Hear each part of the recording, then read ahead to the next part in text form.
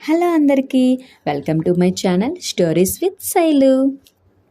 ప్రేమ కోసం, గౌరవం కోసం ఒక దేవి తన ప్రాణాన్నే త్యాగం చేసింది. ఆమె ఎవరో తెలుసా? ఆమె సతీదేవి. సతీదేవి మరెవరో కాదు, పార్వతీదేవి యొక్క మరొక్క రూపం. సతీదేవి దక్ష ప్రజాపతి కుమార్తెగా జన్మించింది. కానీ ఆమె అందరిలాగా సాధారణ రాజకుమార్తె కాదు. ఆమె హృదయం భక్తితో నిండిపోయి ఉంది. దక్షుడు శివుడిని ఎందుకు ద్వేషించాడో తెలుసా? శివుడు రాజసంగా ఉండడు. అతను భస్మం పూసుకుంటాడు, శ్మశానంలో నివసిస్తాడు. ఈ కారణాల వల్ల దక్షుడు అతన్ని అనర్హుడిగా భావించాడు. కానీ సతీదేవికి శివుడి రూపం కాదు, అతని తత్వం కనిపించింది. ఆమె తండ్రి మాట వినలేదు, శివుడిని పొందడానికి తపస్సు చేసింది.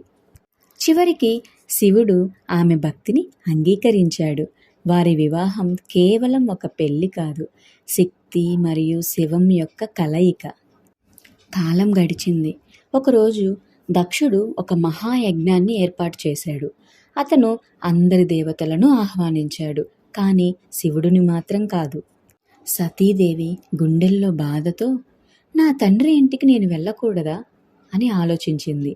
శివుడు అప్పటికి హెచ్చరించాడు, అక్కడ అవమానం మాత్రమే జరుగుతుంది అని చెప్పారు.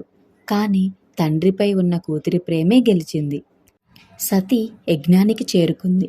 అక్కడ దక్షుడు ఆమెను గౌరవించలేదు, శివుడిని కూడా అవమానించాడు.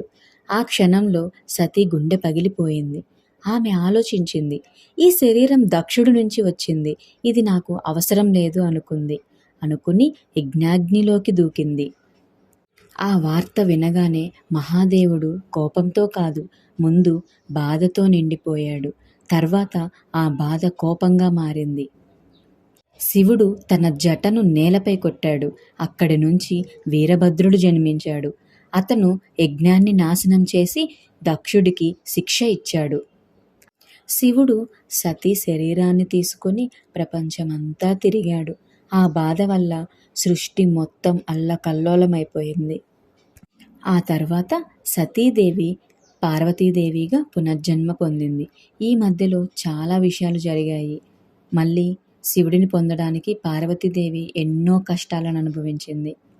ఈ కథ మనకు చెప్పేది ఏమిటి అంటే, గర్వం నాశనం చేస్తుంది, ప్రేమకు గౌరవం అవసరం, నిజమైన బంధం ఆత్మల మధ్య ఉంటుంది. సతీదేవి కథ కేవలం విషాదం కాదు, అది ప్రేమ, భక్తి, త్యాగం. ఓం నమః శివాయ.